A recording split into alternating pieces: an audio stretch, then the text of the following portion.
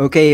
Hello, everyone. Welcome to the Nurse Talk podcast. I'm your host, Daniel. And on this episode, we have Nurse Marian. She is a IC nurse from Dubai to Maryland. Hello, Marian. Kamusta? Hi everyone. Hi Daniel. There's photographer. I'm Hello. happy. Hi, finally, no, natuloy tayo. Kamusta ang weather dyan sa Maryland? Speaking of weather, biglang nag-ano si Alexa. Sorry, interruption kung marinig yung background. Actually, ngayon ay medyo feel summer pa dito sa Maryland. Maryland, nandito kami sa Baltimore County. 20 minutes away kami sa Baltimore's downtown city. So, ang weather medyo nasa 77 Fahrenheit kami today. Then, pa-start na yung feels ng ng fall. Kasi sa umaga, parang nasa 50s to 60s na siya. Medyo malamig na nga siya ng kaunti. And fall ay papasok na ng September 22, fall na dito. Wow, 70 plus. Summer na yun sa inyo, ah. Oo, summer na yan. Dito sa Arizona kasi 100 plus kami. Diyos ko po, ang lamig dyan sa inyo. Parang desert dyan, di ba? Oo. Pa-desert, yeah. Oo. And then recently may mga dust storm na Okay. sobrang kapal, talagang kailangan mong huminto sa gilid ng freeway para kasi zero visibility. Parang yung sinasabi na Mm. sandstorm, parang ganon. Yun. Oh yeah, sa Dubai ganyan din, sa Middle East, ganyan din na-experience namin yan. Okay. Ganun, okay. Anyway, hey guys, sa mga nanonood dyan, please subscribe to our channel. To support the channel, syempre. And napansin ko lang, the higher the subscribers, mas marami tayong makukuhang mga guests sa podcast natin. Also, Mhm. Marian, para sa mga tao na nanonood, can you tell us your YouTube channel? I know maraming gustong makinig din sa story mo. Mhm. Sige. Yung channel ko is parang family-oriented, then USRN, Buhay America Vlog. Ang pangalan ng YouTube channel namin is Team Perez Vlog. Tapos ako yung sole nag-aayos ng YouTube namin. Then yung journey namin from start sa papunta sa Amerika, from Dubai to America, and until makikita nyo din sa channel namin is yung activities namin, especially mga road trip, mga scenic views dito sa East Coast dito, especially sa Maryland. Oo. Oo, nakita ko nga, nagka-camping pa kayo eh. Mhm. Yeah, camping. Favorite namin 'yon. Yeah, ang saya nun, ang saya nun. So let's begin, no? Marian, can you share us your story as a nurse? Kasi nakita ko sa vlogs mo, I see nurse from Dubai. Before Dubai ba, nag-practice ka pa sa ibang country? Anong story mo? Oh yeah. So, nag-start yung journey ko, graduate ng nursing 20, basta yun na yun, sa 20s.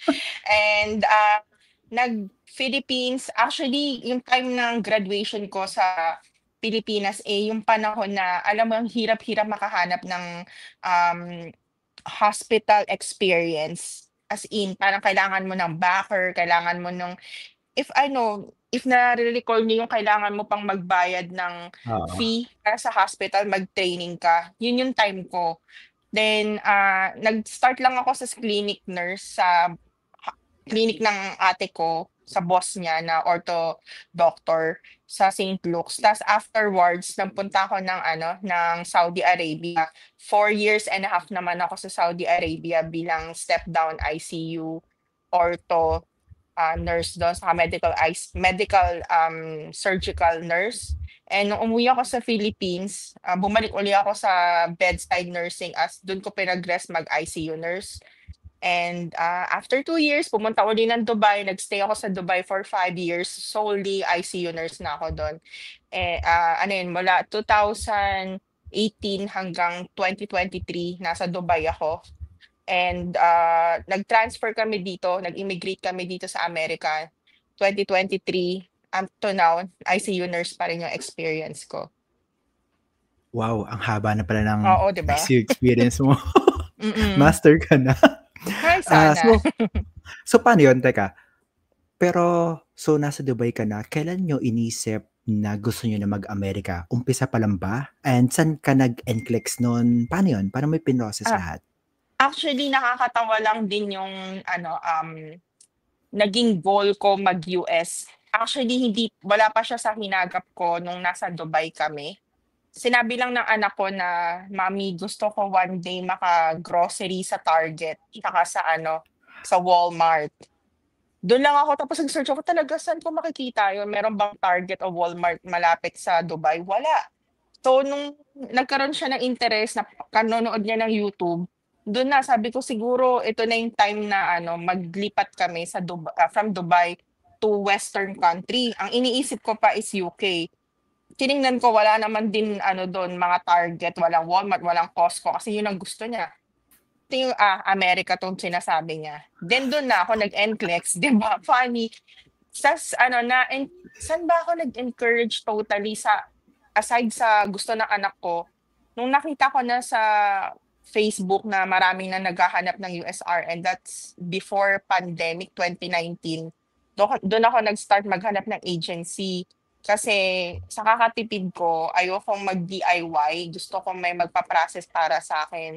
At doon ko nakita yung agency ko. Pwede ko ba sabihin? Oo naman, walang problema. Okay, Go. MedPro International yung agency ko. Doon ako, nakita ko na nagpunta sila sa Dubai para maghanap ng Mm. mga new nurses. Kahit that time hindi pa ako NCLEX passer. Sila yung ano sa akin, nag-process.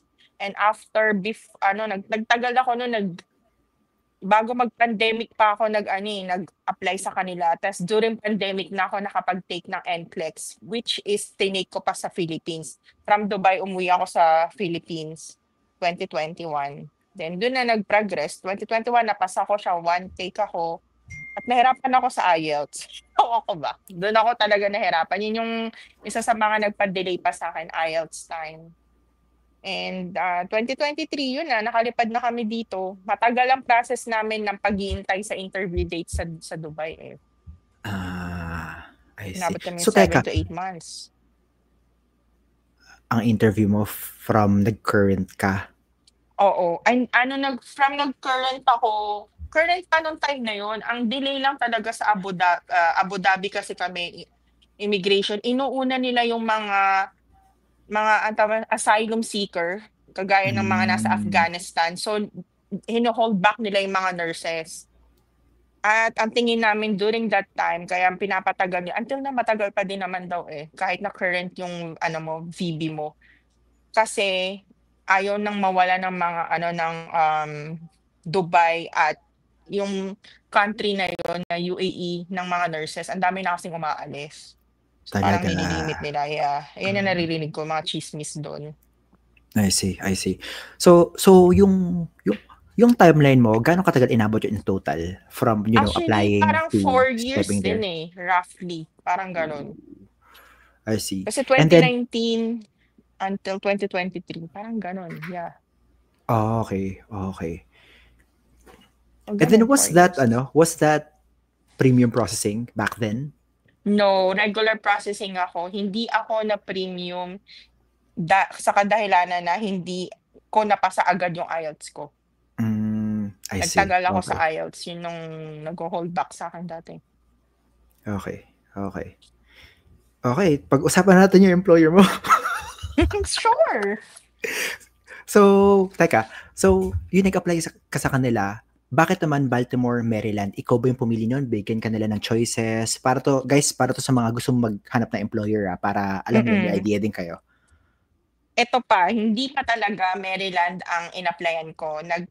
Ang board of, yung una kong NCLEX ko is Texas. Tapos nag-aasa ko sa kanila, gusto ko mapunta sa Texas. Wala daw silang vacant that time. And tapos nung punta na ako sa US, binigyan na ako ng priority date. May priority date na ako. Current na nag-antay na ako ng interview date. Ang sabi sa akin, sa Ohio ko. So yun na, Ohio.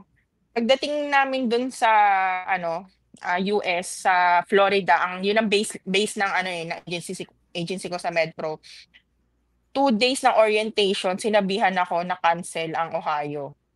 So, syempre, bindang ako noon that time, wala akong alam. So, back to scratch na naman kami. Maghahanap na, nag-interview na naman ako. Tapos sabi ng may friend ako dito nakatira, okay naman daw sa Maryland. Yes, sinundan ko siya. Pero hindi kami parehong agency. Okay. I think good thing na napunta ako dito kasi sobrang nagagandaan ako sa place na 'to. Mm. I see, I see. And gaano katagal ang contract mo sa employer? Sa MedPro, unang sinign kong contract is, ito vary yan, eh, iba-iba hindi ko alam kung bakit nagkakaiba. 2.5 years or 30 months sa akin. Tapos yung iba kong ka-batch, 36 months. Ito yung before January 2025. And after that, January 2025, nag-offer na yung MedPro ng parang i-revise yung kontrata mo. So ngayon, ang in-offer na nila is working hours na sa case ko, 5,000 working hours. So, kailangan mo lang mag-overtime na mag-overtime para matapos mo yung working hours mo, which is I'm doing right now. Oo, no? Mabuti nga yan eh, na ganun eh. Kasi nga, Mm. kasi guys, if you join Lefora and nagre-research kayo doon, nakikita mo yung iba talaga natatapos nila yung contract nila ng 1 year and 6 months. Sobrang hardcore nga lang Oo, nun, lupit no? nila, 'di ba? Grabe. Parang 6 days ata silang pumapasok in a week. Pero again, magagawa mo lang yun kung in hours yung contract, right? Correct. Alright, okay. Hindi kabilang doon sa hours na yun is yung mga PTO sa contract ko ha. PTO is not considered. Mag-PTO ka sick leave o mag-vacation mo, working hours talaga. Hindi talaga siya kasali. Sayang. Okay. Maganda yun at na-share mo sa amin yan, no? Mhm. Yeah, gusto yun na iba at they're glad to know that. And so kamusta yun? Pagdating nyo sa airport, may sumundo sa inyo? Yung sa aming family ko, kasi 3 kaming nag-migrate, dumiretso muna kami sa Nevada, which is pinayagan ng agency ko. From Dubai to Nevada, binayaran nila yung sa akin siyempre. Tapos from Nevada to Florida, ako naman magbabayad nun, yung connecting flight ko. So, sa Florida nila ako, pagdating ko, after 3 days na nagstay kami sa Nevada, ako nagpunta ng Florida, sinundo naman ako ng agency ko dun. Ang ganda nga, luxury, Cadillac eh. First time ko makasakay dun. So may family kayo sa Nevada, right? Yung aunt ng husband ko. Okay. Ang cool flexible din sila on that part, no? Yes. Actually, kung Mhm. makakausapin mo naman sila, may good reason ka naman, accept naman ng agency namin. Hindi naman sila, alam mo yun, mahirap kausap about that. Okay, that's good kasi, well, alam mo naman yung ibang employers, medyo mahirap. Yes. I think yung pagkaganyan, parang open communication talaga, i-verbalize mo na you can able to provide na, kaysa magstay yung relative mo sa Florida, hahanapan mo sila ng tutuluyan doon. Wala naman kaming kakilala doon. So sabi ko, kailangan kong idala yung kamag-anak ko, yung mag-ama ko sa Nevada, para doon sila magstay within my orientation days. Pumayag naman. Okay. That's good. And then paano yun? So nakarating ka na sa sa Florida, dun kayo nag-training, dun mo na inasikaso lahat, no? Pati driving, SSN, ganon. Actually, yes. Hindi ako marunong mag-drive nung mag-migrate ako sa US. Dito na lang ako natutong mag-drive sa Florida, which is alam mo, easy lang siya as a new driver kasi madali yung pag-take ng exam doon. Doon ka lang mismo, nag-take ako based on my experience saka sa mga kabatch ko. Kung sino yung namin, yung driving instruction, driving school, siya din yung nagpa-exam sa amin. Okay. Hindi na kami pumunta hindi ko alam kung DMV ang tawag, whatever, na na yun. Sila na nagpa-exam sa amin, which is, yun. Tapos, ang ginawa ko, kasi nga hindi ako pang mag-drive talaga, sobrang confident. Naghanap ako ng sariling driving instructor na binabayaran ko every day for 2 hours para lang matuto akong mag-drive. Kasi yung asawa ko hindi rin marunong mag-drive. Sorry, pero magkano yun, yung binayad mo? 25 per hour. Not bad. Okay na rin. Oo. Oo. Okay, okay. Ang galing, Alam mo meron din sa mga nanonood 'no, meron din nun dito sa amin sa Arizona kasi naalala ko lang yung, isang family member ko gano'n, hindi marunong mag-drive, upon, going here in America. And then medyo magastos lang kasi yung option na gano'n, yung hindi mo na yung kung sino yung magtuturo sa'yo, parang sila yung magsasabi kung pass ka at hindi mo na kailangan mag-DMV, parang ang bayad is $700 kasama yung mga Oh, tutorials ng driving practices. medyo So expensive sa medyo inyo. medyo expensive, oo. Pero 'pag like me, marunong na ako mag-drive, parang ang ginastos ko lang ata $100 or something kasama na yung Okay. unang written exam. Mm. Ayun, kumpleto na yun. Okay. And then, so from that, nasa Florida ka, kailan pagdating mo dun, gaano katagal yung parang training niyo? Meron din ba kayong parang mga training for the culture of America? And then gaano katagal bago ka nag-start ng training mo sa hospital? Sa ano, sa agency namin, maayos talaga yung orientation phase niya. Tama ka, tinuro sa amin yung culture ng US, kung paano mag-finance sa sarili mo, ano Hmm, ang budgeting, as in talagang inalagaan kami. Then every orientation day, may free food pa yon, free lunch kami every day.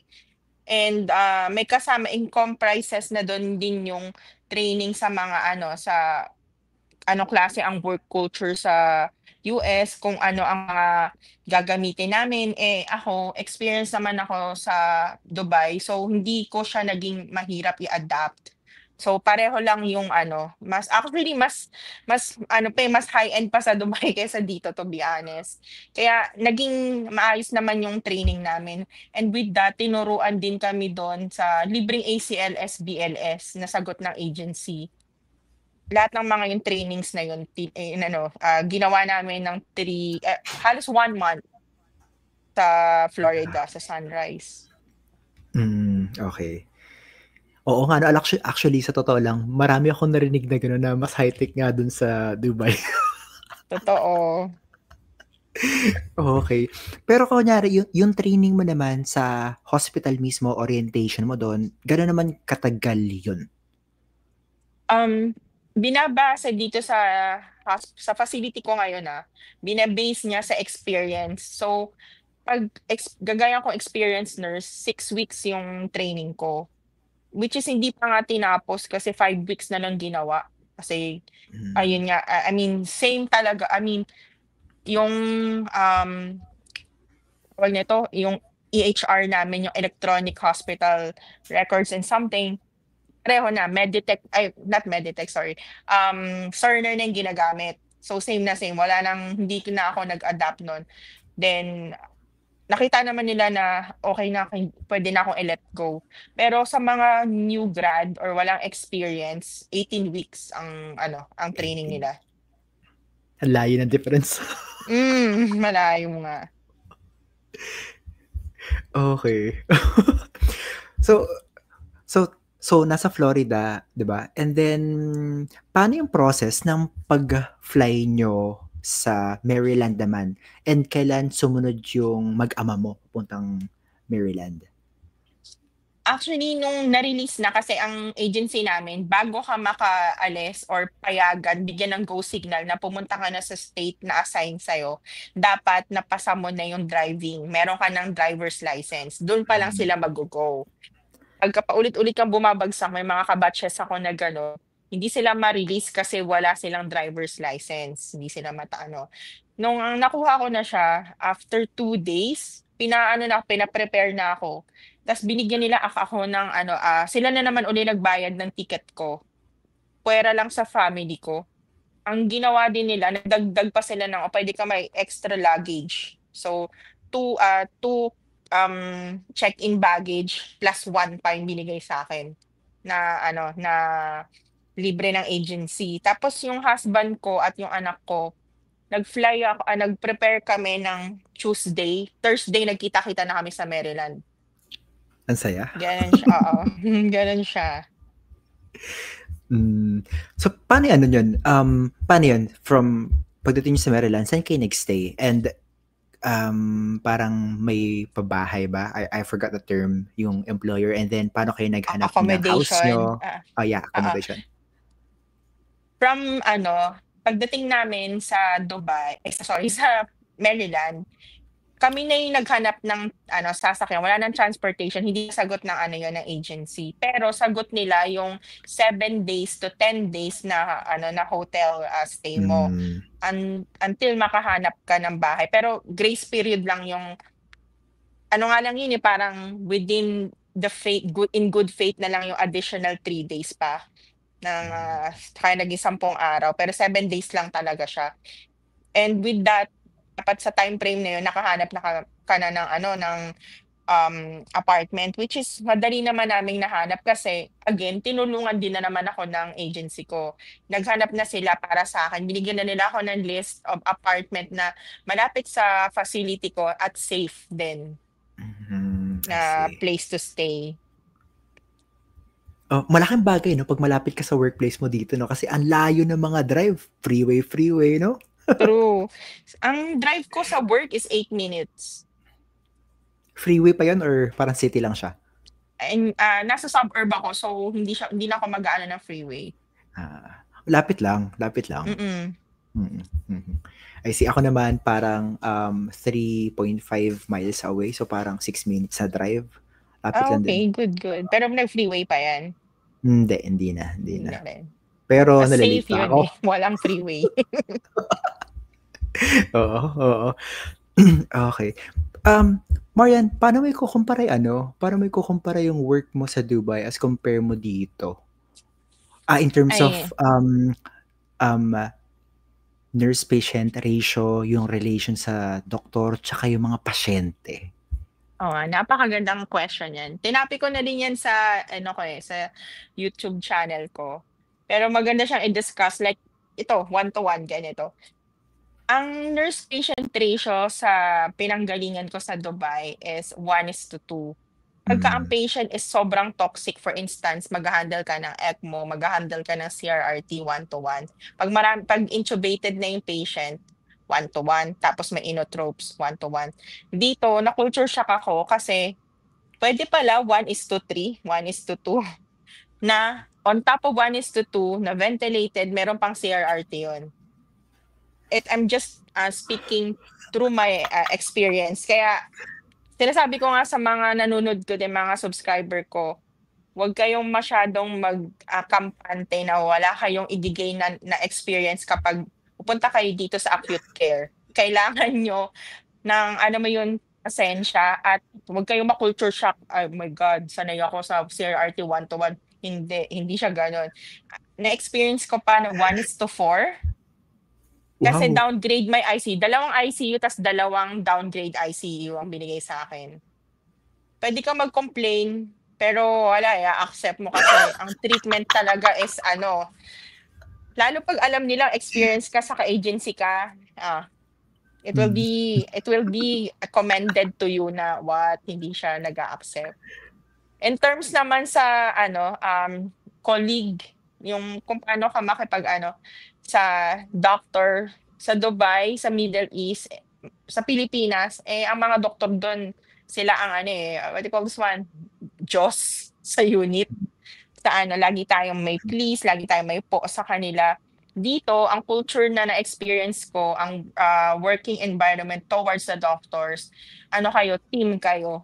First name basis ko nga lang tinatawag yung mga doktor ko rito Natawag, John, nalika rito, parang you need to check on my patient. Lagi sila nag-open sa mga suggestion mo, which is hindi masyado kung napapractice yan sa previous hospitals experiences ko kasi parang lagi kang takot mahirap kasi i-defend yung sarili mo kapag ang tingin ng mga doctors mas mataas talaga sila sa'yo. Dito, hindi ko yun na-experience. Maganda yung working environment and towards sa mga doctors.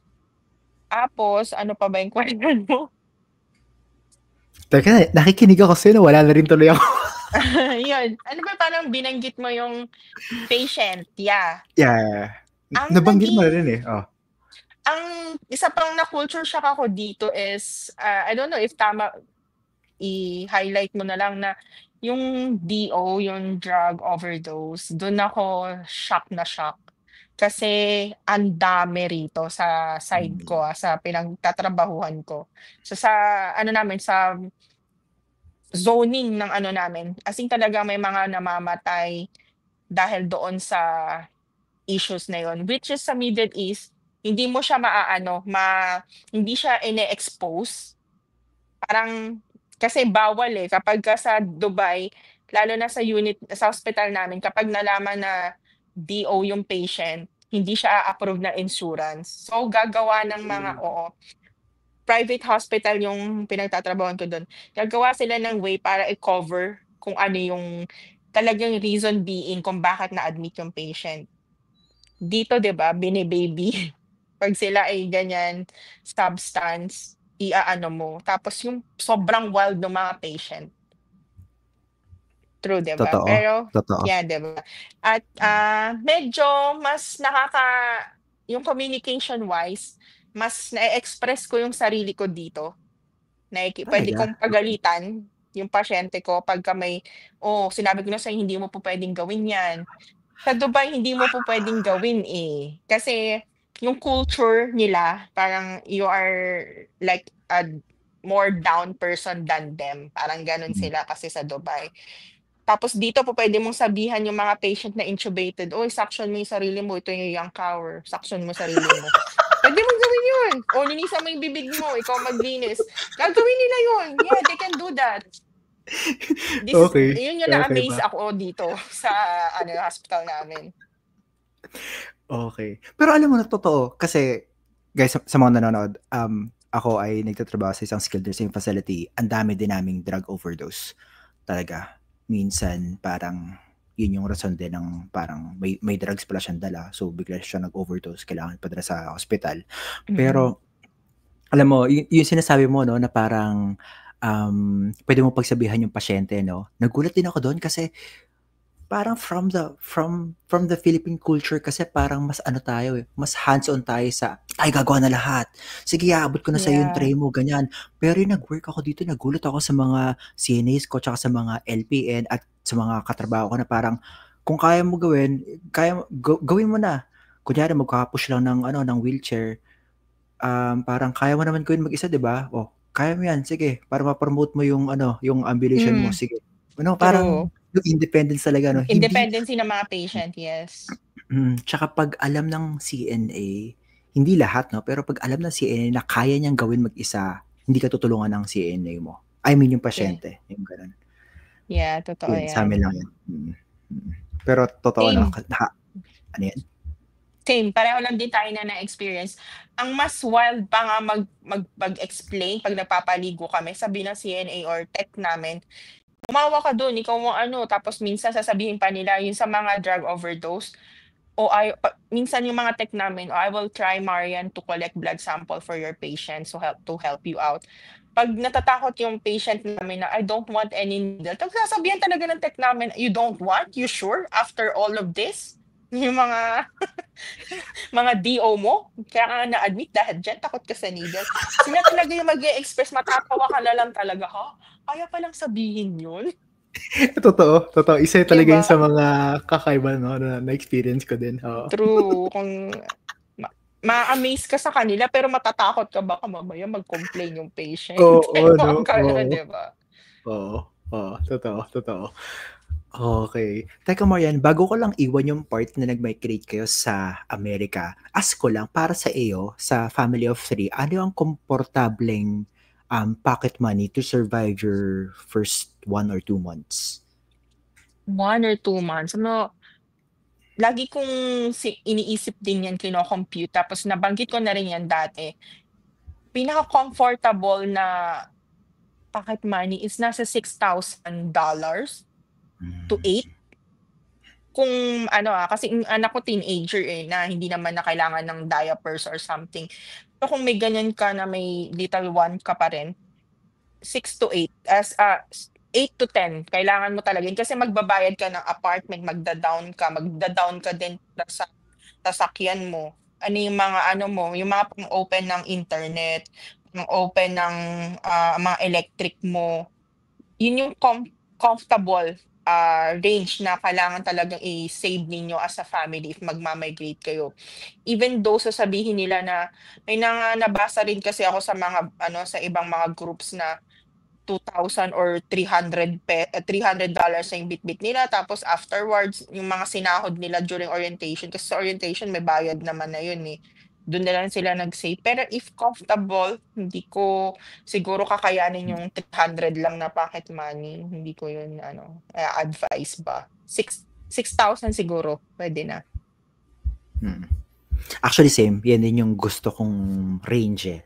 Lalo na pag may 10 ka, medyo yung comfort level mo medyo mataas, no, yung Yeah, peace yung of buying mind mo power ba. mo, yes. Oo, oo, yun kasi importante lalo na pag bago ka dito, no, parang ang daya mo nang iniisip tapos pag wala ka pa masyadong pocket money, parang ang hirap True. lang makatulog sa gabi para sa akin. Totoo, kasi alam nga naman magtiyaga ka na 300, okay, sa sahod ka.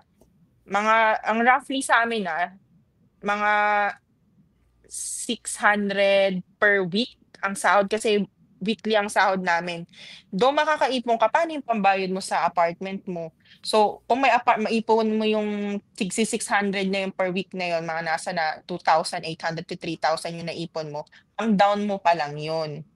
And paano ka matutulog? Wala kang pagkain, wala kang basic necessities na gagamitin mo. Kaya hindi siya safe, to be honest. Totoo, hindi hindi siya safe kasi no, especially hindi mo alam kung ano yung mangyayari, 'di Mm. ba? Oo. Okay. Marian, para sa'yo, in your experience, 'pag mga new grad from diyan sa Amerika, new grad nurses na planning to work in an ICU or siguro mga immigrants, ano ang starting rate nila diyan sa hospital? Kung may idea ka lang. Narinig ko lang 'to recently sa mga new grad na ang dami kasing new grad sa'min. Ang range nila ay nasa $32 to $34 Mm, per hour. Then pasok pa sila sa nurse residency program. And after that, dun sila evaluate a year, dun na mag-aangat na. Eh, yung unit namin medyo may isa pa yatang $1 excess para dun sa ICU, parang gano'n. May rate pang mm. plus $1. Okay. And then sa mga ka-work mo ba, may mga nasa-share ba sila kung magkano yung mga kunyari, for example, like, weekend differential or night differential, mga gano'n?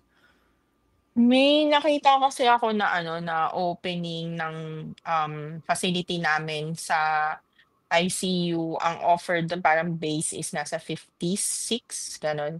Tapos meron akong nakachismis na ang sabi niya night diff is Hmm.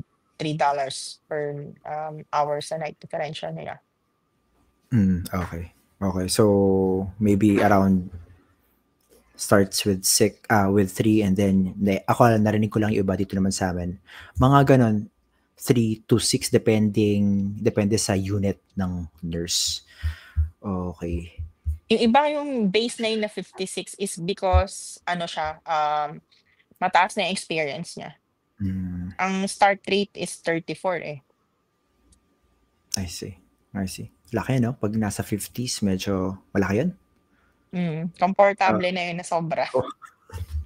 Oo, oo. Alam ko kasi ang cost of living ng Arizona tsaka Maryland, medyo magkatabi lang sila, eh. Nakita ko Maryland Talaga? 'to tapos Arizona 'to, gano'n.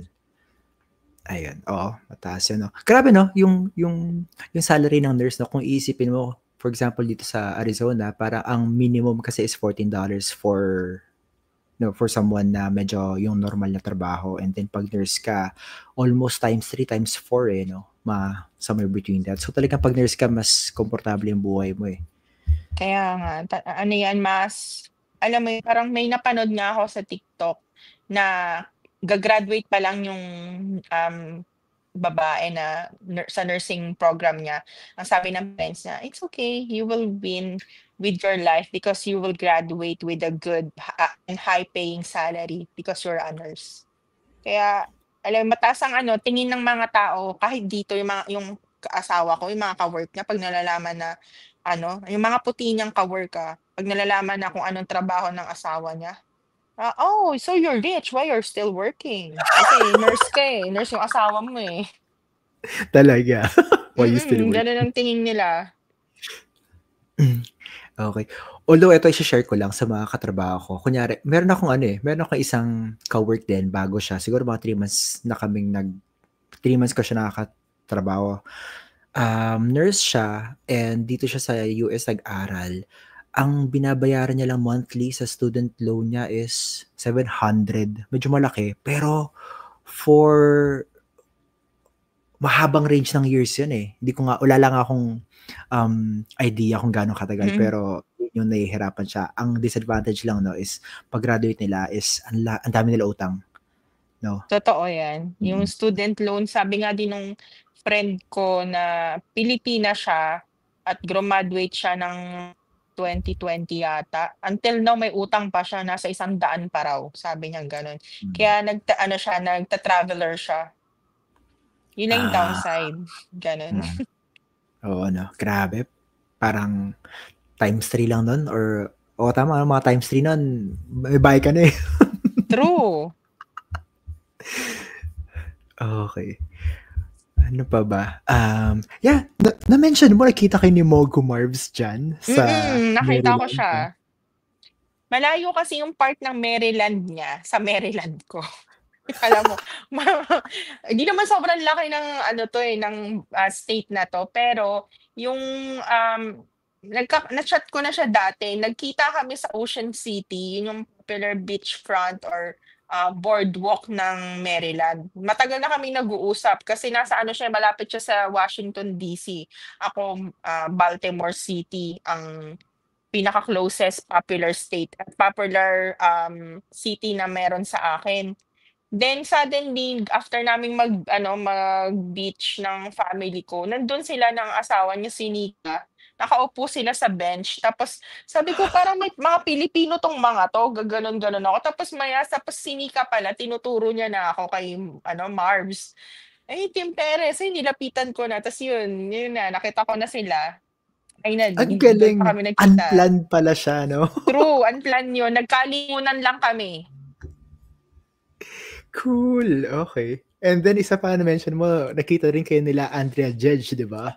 Yes, nagkita din kami ni Andrea Jedge. Si Miss Andrea saka si Jedge, nagpunta sila sa sa New York City para mamasyal at nagkaka-chat na kami. Sabi ko, "Uy, baka mamaya madaan kayo dito." Eh, ang layo pa nun. So, nag-effort sila para sa ma-meet kami. Pumunta pa sila dito sa may sa'min. Parang nag-drive pa sila ng more than 2 hours just to visit and meet us. Kasi ano din nila talaga, followers nila ako, subscriber din nila ako. I see.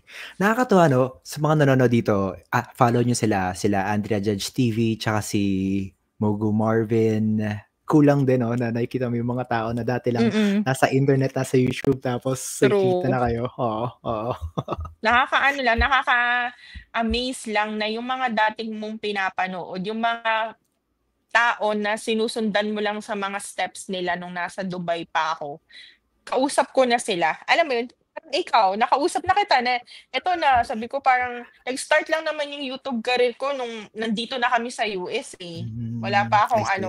akong masyadong alam kung paano yun. Tapos yun, nag-subscribe na rin sa akin yung mga fina-follow ko din dati. Kaya, which is nakaka-overwhelm. Kasi pare-pareho lang din naman yung concept namin. Nagkakaintindihan na, pa-follow natin to. Nagbibigay din sila ng mga tips, advices. Yun. Masaya lang. Okay. Ang saya nun. Lalo na yung part siguro na pag YouTuber ka, nakaka-relate din sa yung fellow YouTuber mo, no? Kasi usually, like True. ako, wala naman akong kilalang nag-YouTube dito sa amin. Medyo solo flight ka lang. Ano mo lang, parang for me, no, kasi the more na nanonood ako ng mga nurses, Filipino nurses sa YouTube na nandito sa US, naiintindihan mo rin kahit nandito na ako sa Amerika, may mga bago akong learnings na nalalaman, "Uy, dapat pala ganito, dapat pala may mga bagong" kagaya sila Joy of Mia, 'yan Mhm. sila, Oo, mga pina-follow alam ko mo 'yan. din 'yan sila. Yung isa pang nasa California, yung Guzman family, sila Oh, marami yeah. rin akong natututunan sa kanila. Dahil dun Ma tapos ini-apply ko din sa sarili ko, "Uy, ganito dapat pala." Yun. mhm. Guzman family, ang galing nun, eh. Sa mga nanonood diyan, tag niyo sila. Ay, grabe. Tatanong ko sila Napakaano next nila, podcast. magaling si Sir Roland. Madiskarte yun, oo. Ang galing nila, I mean, yeah. Okay. Marian, so tapos na tayo sa topic about work. Let's talk about yung buhay diyan sa Maryland. Can you give us like siguro cost of living, magkano usually ang bayad sa 1 to 2 bedroom apartment? Okay. So, ang Maryland ay depende talaga kung saang part ng Maryland ka. Yung Maryland na kung saan ako naka-stay, suburb ng Baltimore City, ang usual na rent na nakikita ko, ang one bedroom is nasa 14 to 1500. Itong two bedroom na meron kami na two beds, two baths is nasa 1700 siya. Roughly kapag kasama na yung bills and all, mga nasa 1900 o 1900. Medyo mataas siya. Pero mas malupit kapag malapit ka na sa Washington DC kasi nasa 2,000 to 3,000 yon ang two bedroom and two baths doon. Laki? Yes, 'di ba? Shock ka ba? Kasi ako din, na-shock din ako noon eh. Kasi yung kino-compute ko nung dati bago nung nasa Ohio dapat ako sa Akron, Ohio ako dapat na didestino. Na-compute ko na ang nakikita kong mga rent lang doon is 1,200 to 1,400 lang na two beds, two baths. So yun yung inaano ko sa salary ko na mababa. Tapos pagkagulat-gulat ko, ganito pala nun dito. Pati ang electric mahal din. Nasa 150 to 180 ang per month namin. Due to the heater, kaya tumataas. Heat, yes. Heater. Pinakamahal yata na binayad ko is 220 nung winter time. Winter time. I see. Okay. Actually, yung apartments, hindi din nagkakalayo sa Arizona eh. Almost same talaga eh. Yung rate eh. Tsaka pag yun nga, is mga more expensive, ganun din, mga 2,000 something yung two bedroom. Oh. And then, Ang kasi dito sa, di ba, minsan na nagkakatalo din naman sa apartment na mas mura yung mga two beds kasi wala silang washer and dryer. Meron kaming washer and dryer. malaking bagay yun, yung may sarili kang Yes. washer and dryer, no? Totoo. Lalo na dito sa place namin kasi nag-winter time. Ang hirap naman na bababa ka pa or lalabas ka pa ng bahay mo para maglaba sa isang side na marami ka rin, alam mong maraming gumagamit din. Kaya, alam mo, mahirap na nag-work ka na ng, alam mo yun, more 12 hours. Minsan gumagawa ka pa ng 60 to 62 hours in a week. Tapos, mag-effort ka pang maglaba, lalabas ka pa, mag-jacket ka pa para lang maglaba. Comfort kasi ang ang pinopromulgate ng pamilyang to.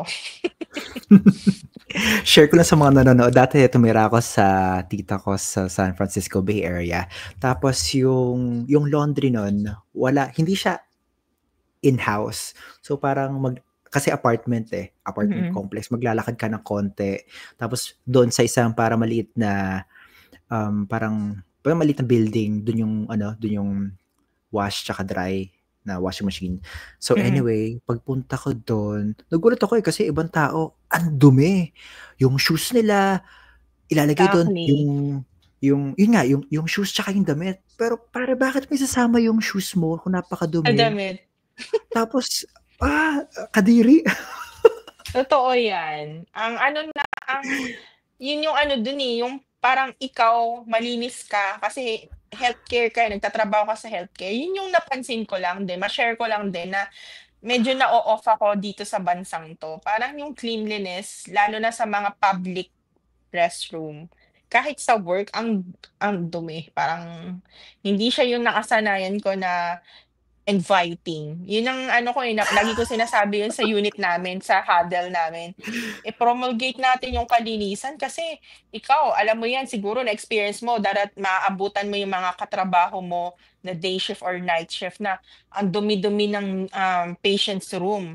I-endorse sa'yo ng ganun, mga gamit na washcloth, nakalagay lang sa lababo, ikaw pang maglilinis. Mm. Kahit ang pag-public CR dito 'di ba, talagang hindi siya clean, hindi siya Oo. clean kaya yun, kailangan magdala ka ng sanitizer, may mga pang-wipes ka. Lalo na kung magse-share kayo ng washer and dryer, mahirap. Mahirap. Mm. Okay, nasa 45 minutes na tayo. Hindi ko na rin masyadong papatagalin ko. Alam kong marami kayong gustong gawin. Marian, few questions na lang. Future plans after mo sa employer mo? Alam mo, lutang pa rin ako kung anong next plan ko. Malapit na matapos yung contract ko, thanks God. Ilang months na lang ang aking ginugugol. Pero up to now, medyo nasa limbo pa ako if I will progress to continue with my facility or magmo-move kami sa isang iba pang state, which State. is nakaka-invite yung Texas. Kasi I want to have, yung brand new house na magiging dream house na namin. Kasi sa Maryland, medyo sobrang mahal Mahal. siya.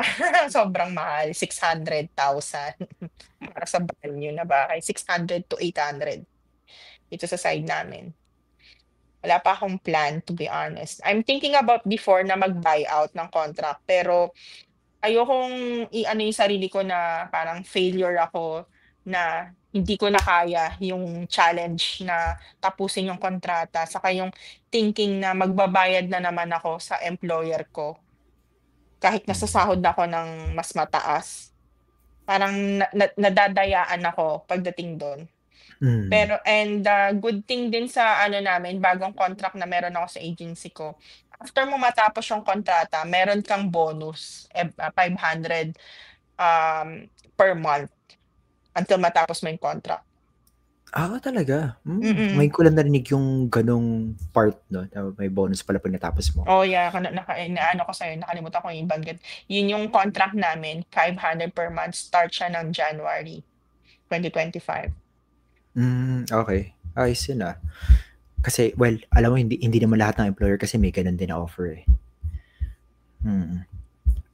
Okay. Okay, teka. Marian, when we end the recording, wag ko munang alisin ah. Sure. Okay. Anyway, alright.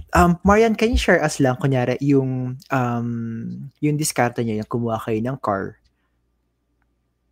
Yung diskarte is, actually, hindi ko siya masasabing diskarte kasi failure yung epic fail yung pagkuha ko ng kotse. Yung sasakyan namin is, nagtiwala ako na yung agent na kinuhanan namin kasi Pilipino, mahe-help pa ba talaga, magkakaroon kami ng good deal. Kaso hindi, parang mas lalo pa siyang napamahal, ta's lumayo pa kami sa sa bahay namin dun sa dealer na pinuntahan namin, 1 hour drive pa kami para lang makakuha ng kotse. Akala ko good deal pa yun. Tapos advance siya yung kinuha ko.